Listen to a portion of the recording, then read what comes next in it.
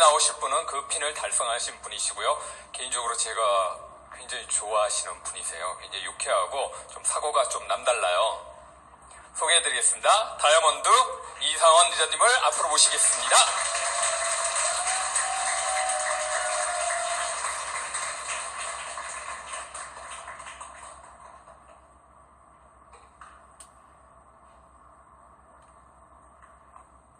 이상원입니다. 반갑습니다. 여기 USB를 꽂고 제가 무슨 행동을 하는지 설명을 드려야 궁금하지 않으실 거잖아요. 이 화면이 다 보입니까? 부끄럽네요.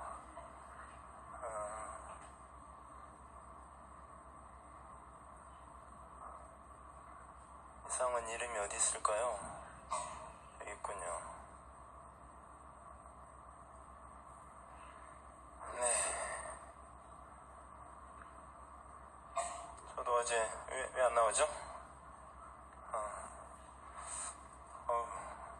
왜 이렇게 많이 들어오셨어요? 제 이름은 이상원이고요. 아까 제 사고가 좀 남다르다고 했는데 그건 지켜봐야죠 뭐. 남다른지 아닌지.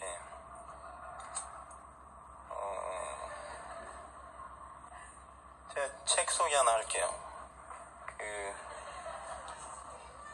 신영복 선생님을 제가 굉장히 존경하는 우리 시대의 좌표, 생각의 좌표를 제시하는 그런 분 아니십니까? 물론 작고하셨지만 이게 3년 전에 나왔던 책인데 이번 제가 굉장히 애정하는 달고 달았잖아요. 이 책이 좀 이번에 다시 강의 준비하면서 이걸 좀 몇 번 다시 읽어봤는데 지식인의 사고의 어떤 흐름, 틀, 인식의 흐름? 뭐 그런 것들은 어떻게 가져가는지, 그리고 후대에 본인이 겪었던 그 지식들을 어떻게 공유하고 향유하고 내려가는지 참 많이 느끼게 하는 그런 책이었거든요. 꼭 한번 읽어보시죠. 마음이 아주 따뜻해지고 훈훈해질 거라고 믿어 의심치 않습니다. 저는 학교 다닐 때에는 20대 학교 다녔죠. 보통 그런 얘기들 합니까? 학생의 본분은 뭐라고 하죠? 공부다, 그렇게 얘기하죠. 근데 저는 그런 의견에 그렇게 동의하지 않거든요. 모든 기득권, 정권을 가지고 있는 사람들은 가장 전투력이 뛰어난, 가장 저항력이 뛰어난 학생들을 혹은 또 기타의 대중들의 오민화 정책이 첫 번째일 거라고 봐요. 그래서 가장 기동력이 뛰어난 학생들을 너희들의 본분은 공부하는 거야 라고 하는 프레임에 이제 가두는 거죠. 여기에 나온 이제 단어가 이제 프레임이죠. 이 프레임에 가두어서 다른 걸 관심 가지 못하게 하는데 아주 유효하게 작용하는 거죠. 그래서 저는 그 프레임에 이제 저항하다 보니까 학교 다닐 때 공부 따위는 생각하지 않았어요. 공부하는 거는 너희들이 짜놓은 프레임에 나를 가두는 거야.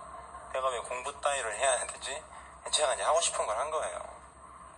독서도 많이 하고 사람들과 어울려서 현장에 독서만 한다는 거는 대단히 좀 관념적으로 이렇게 흐를 가능성이 좀 커지거든요.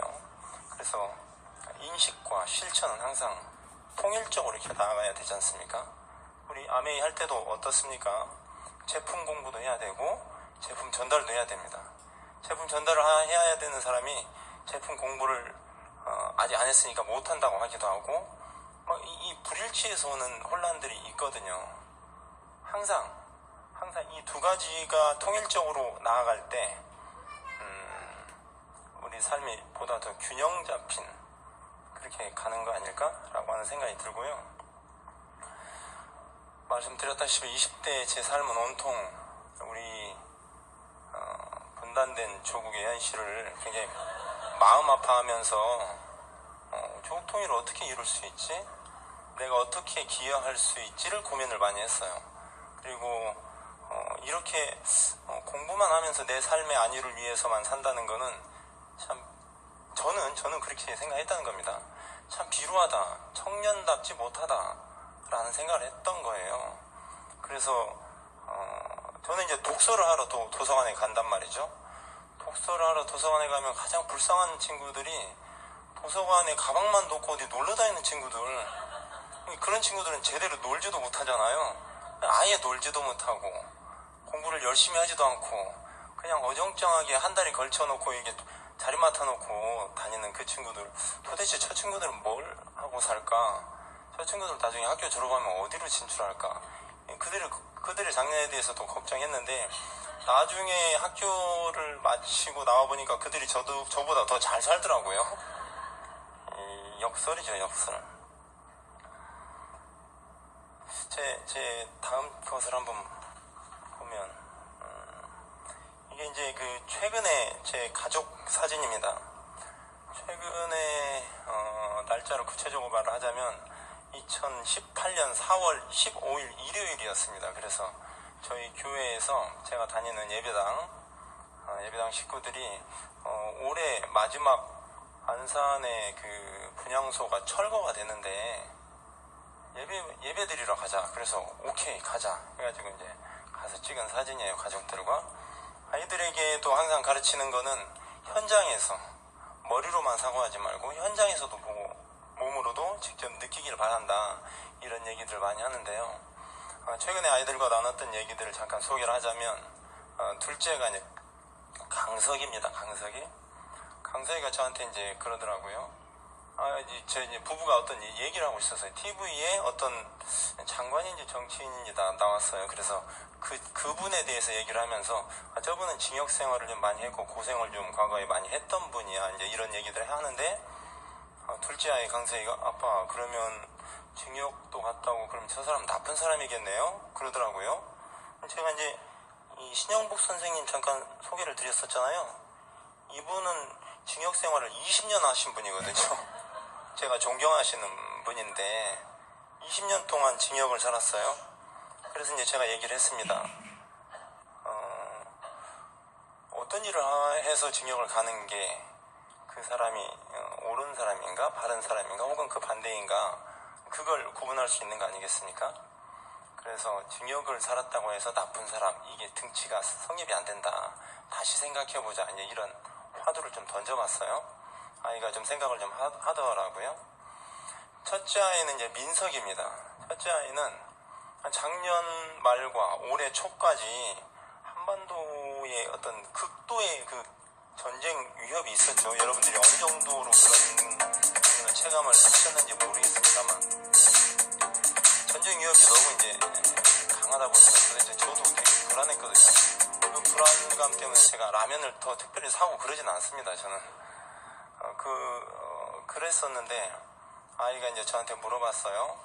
아빠, 북한이 핵을 만들고 있는데 굉장히 좀 잘못된 거 아니에요? 이 얘기를 했어요. 그래서 제가 그래? 그 얘기는 누구한테 들은 거니? 학교 선생님이 이제 얘기를 했다고 그러더라고요. 그래서 학교 선생님이 하는 얘기가 다 옳을 거라고 생각하지 말자, 이 얘기를 했고요. 그 뒤에 이제 했던 얘기는 너가 다니는 예배당의 목사님이 하는 얘기, 너가 따르는 전도사님이 하는 얘기도 항상 틀릴 수 있다는 걸 염두에 두자. 맹목적으로 믿는 건 잘못됐다. 그래서 그럼 북핵에 대해서 어떻게 이해를 해야 됩니까? 아이의 질문이었죠. 제가 이제 그런 답변을 합니다. 그걸 아빠가 어떤 정답을 너에게 줄 수는 없다. 다만 우리 이렇게 좀 정보를 좀 찾아보자. 뉴욕타임즈를 한번 찾아봐라. 월스트리트 저널을 찾아보고 워싱턴 포스트를 찾아보고 그리고 미국에서 나오는 논평들을 보자. 북한에서 나오는 논평을 보고 한반도 주요 열강들, 예컨대 일본, 중국, 뭐 이런 주변 육강들 있지 않습니까? 그리고 유럽에서는 어떤 얘기들이 나오는지, 한국의 신문은 경향신문, 한겨레신문이 굉장히 진보적인 매체라면 그 반대에 있는 조선 찌라시도 한 번쯤은 좀 볼 수 있지 않을까? 이런 것도 참고가 되는 거야. 그래서 포괄적으로 너가 찾아보면 너 스스로 생각이 정립이 될걸? 이라고 얘기를 했어요. 그 뒤에 아이의 사고가 어떻게 변했는지는 스킵을 하겠습니다. 제가 이제 얘기하고 싶은 맥락은 우리가 어떤 부분을 사람에 대해서 평가를 하든 현상에 대해서든 혹은 그 무엇에 대해서 평가를 할 때 우리가 가지고 있는 어떤 틀, 프레임이라고 제가 모두의 단어가 나왔었는데요. 그 안에 갇히게 되면 사실 제대로 된 포괄적인 균형 잡힌 생각을 하기가 대단히 어려워질 거다라고 하는 겁니다. 이분은 장자입니다. 장자라고 하는 분인데 이 수염이 그렇게 멋있어 보이지는 않는데요. 그것도 아마 우리 머릿속에 있는 프레임일 겁니다. 고정관념. 그 장군의 수염은 이러해야 된다라고 하는 어떤 고정관념이 있다 보니까 수염이 멋있지 않는데 이런 생각이 들 법도 한데요. 어쨌든 탈정인데 장자 사상의 주요한 핵심이 탈정인데 우물을 탈출하는 거죠. 아까 제가 프레임이라고 하는 단어를 썼는데 장자는 우물이라고 표현을 하는 거죠. 다시 서양어로 넘어가면 플라톤은 뭐라고 하죠? 동굴의 우상을 또 하지 않습니까? 이게 다 같은 맥락이지 않습니까? 내가 갇혀있는 우물, 여기에서 탈출하지 않으면 결국은 항상 고정관념에 사로잡힐 거고 거기에서 벗어나지 못한다, 균형 잡히게 생각하지 못할 거다라고 하는 거죠. 자, 테러와 전쟁을 한번 비교해 볼까요? 어떤 게 더 좋은 느낌입니까? 자, 테러가 더 좋은 느낌인 것 같다면 손 한번 들어보세요. 그 다음에 전쟁이 더 좋은 느낌인 것 같다. 생각을 안 하십니까? 둘 다 아니에요? 둘 다 아니야? 그러시군요. 우리 생각에 얼핏 생각하면 테러가 좀 나쁜 것 같고 전쟁은 좋은 것 같은 그런 느낌이 있을 겁니다. 이게 강자의 프레임인데요. 강자가 설정해 놓은 어떤 의식의 프레임, 우리가 여기에 이제 갇혀 있는 거죠. 테러는 약자가 진행하는, 약자가 벌이는 전쟁이죠. 전쟁은 강자가 저지르는 테러죠. 그러면 사실은 둘 다 대단히 반인륜적이고 반평화적인 것들이죠. 근데 우리는 모순된 조어를 사용하고 있죠. 테러와의 전쟁. 말이 안 되는 얘기죠. 교육열이 높은, 아이를 가르치는 교육열이 높은 예화를 들을 때 우리가 누구를 들죠? 맹자. 맹모 삼천지교의 그림인데요. 서당 옆으로 가자꾸나라고 얘기를 하고 있네요. 맹모 삼천지교도 아시지 않습니까? 처음에 산 밑에 살았더니 아이가 곡을 하고, 그 다음에 시장을 갔더니 아이가 장사를 하고, 그 다음에 서당 옆으로 갔더니 공부를 하더라, 이거죠. 이 맹자의 어머니가 정말 교육열이 높은 사람입니까? 이 정도 수준의 사람들은 우리나라에 지천에 깔렸을 것 같아요. 지천에. 강남에 가도 많고, 어디죠? 목동쯤에 가도 많고, 사실 서울 요지를 따지지 않더라도 지방에 가도 지천에 깔려서 이 정도 수준은 굉장히 미화된 거죠. 우리나라에는 어떤 엄마가 있었을까요? 누굽니까? 한석봉의 엄마입니다. 한석봉의 엄마가 이렇게 말하죠. 너는 글씨를 써라. 나는 떡을 썰 테니. 맞죠? 그 한석봉의 엄마는 실천을 하고 있는 거예요. 맹자의 엄마는 그냥 이사만 다녔거든요. 이사만 다니고, 한석봉의 어머니는 너는 글씨를 써라. 나는 떡을 썰 테니. 우리 다 같이 한번 실천해보자. 몸으로 한번 부딪혀보자. 이렇게 가르치고 있거든요. 아이들한테 공부하라고 하면 공부합니까? 내가 책상에서 공부하는 모습, 책을 읽고 독서하는 모습 보여주지 않으면 아이들이 그런 모습이 스스로 익숙하지 않을걸요. 분명합니다. 내가 책을 읽지 않는데 어떻게 아이가 책을 읽겠습니까? 책장에 아무리 책이 많아도 그건 그냥 장식품에 불과하죠. 아주 예쁜 인면이죠, 인면. 그런 인면 우리 사랑하지 않습니까? 책이 꽂혀 있는 거. 처음처럼은요, 신영복 선생님의 이제 글씨거든요.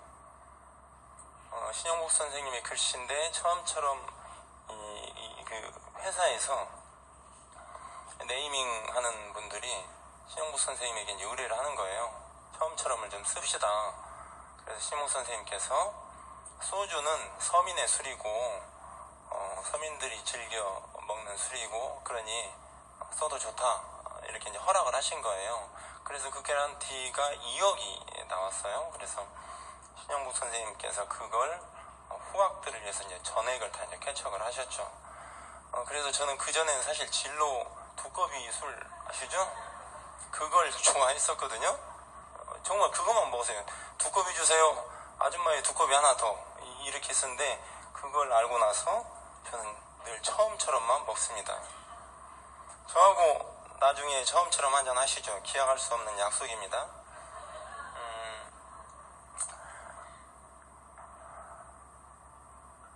아메이 사업을 하다 보면 쉽지 않은 어떤 위기가 오기도 하거든요.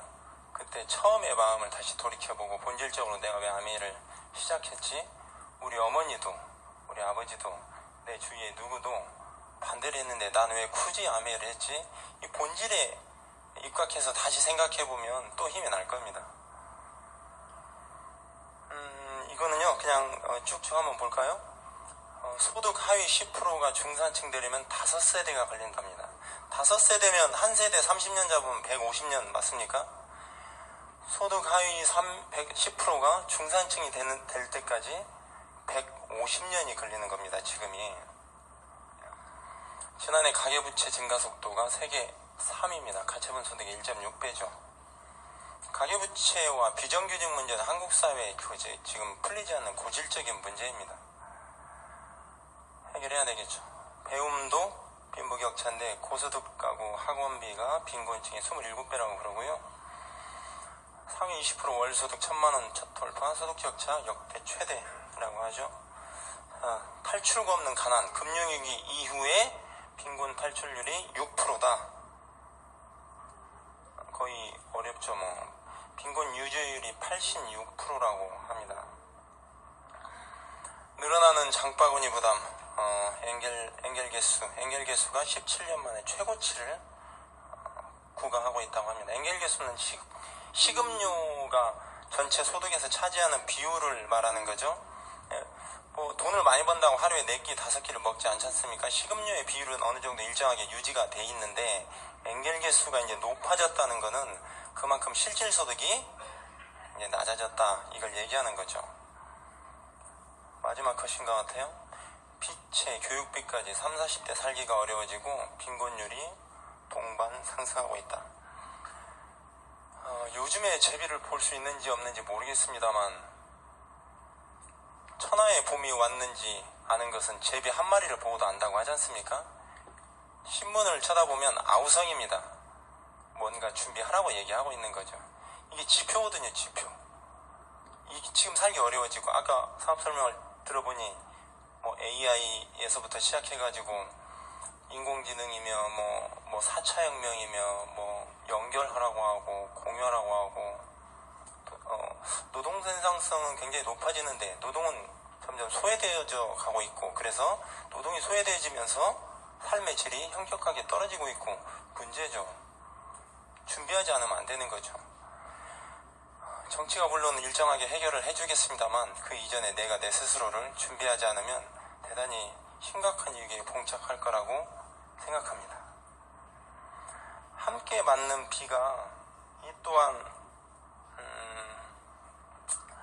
밑에 이제 작은 글씨가 있는데요. 보일지 모르겠습니다. 돕는다는 것은 우산을 들어주는 게 아니라 함께 비를 맞는 것이다 라고 하는데요. 같이 한번 읽어볼까요? 작은 글씨 시작. 돕는다는 것은 우산을 들어주는 것이 아니라 내가 자칫 우산만 건네주고 우산만 받쳐주려고 하면 동정으로 비춰질지 모르거든요. 사람에게 가장 중요한 건 돈이 아니고요. 자존감입니다. 자존감. 상대의 타자의 자존이 상처받으면 안 되거든요. 그 상처받지 않는 방법, 도와주는 방법이 함께 맞는 비라고 생각하는 거죠. 그래서 저는 함께 맞는 비를 맞을 수 있는 친구들과 지난 토요일 일요일에 1박으로 가까운 데 가가지고 저녁에 고기를 먹으면서 처음처럼이 아닌 다른 소주를 먹었습니다. 병권이 저한테 없었기 때문이었죠. 아주 즐거운 시간이었습니다.